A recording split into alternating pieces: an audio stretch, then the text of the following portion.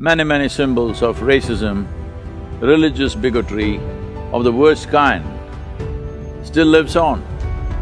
The discrimination that is in the minds and hearts of people, it's time to end this. It's painful to see that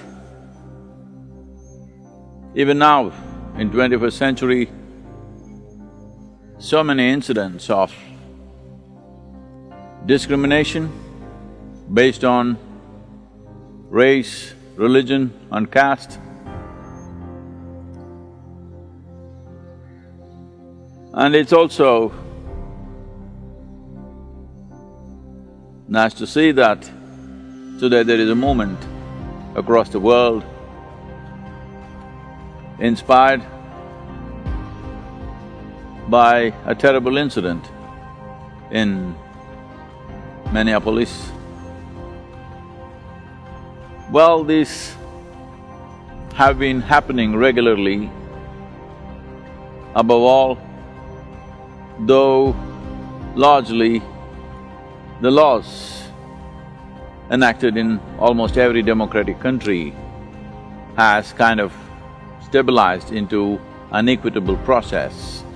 Still there are nations where legally there is discrimination, but above all, the discrimination that is in the minds and hearts of people.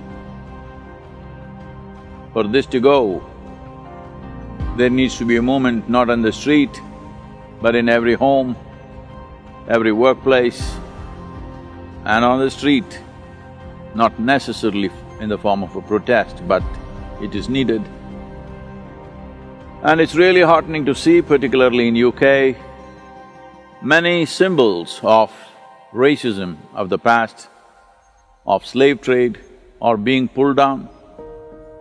But still in India, many symbols of racism, religious bigotry of the worst kind still lives on. There are entire towns named after the worst kind of religious tyrants. Aurangzeb,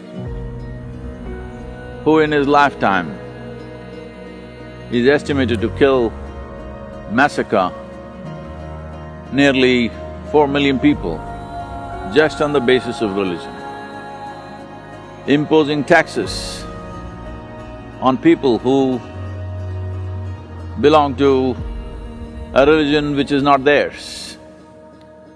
Still towns are named after them, streets are named after them, statues of British imperialism, which essentially represented a racist attitude towards the Indian people, still lives on. Well, the great British hero, Mr. Churchill himself, a racist of the worst sort,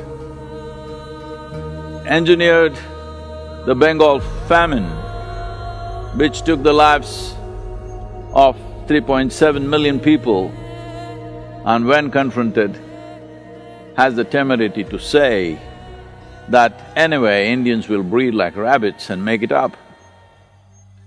Well, such people have been honored and celebrated in the world. It's time we set different standards for the coming generations. All discrimination, prejudice, in the name of color, caste and creed, it's time to end this. Our African-American friends in the United States are asking me, Sadhguru, we need your support. Well, the color of my skin itself is a support, and I've spoken strongly about this.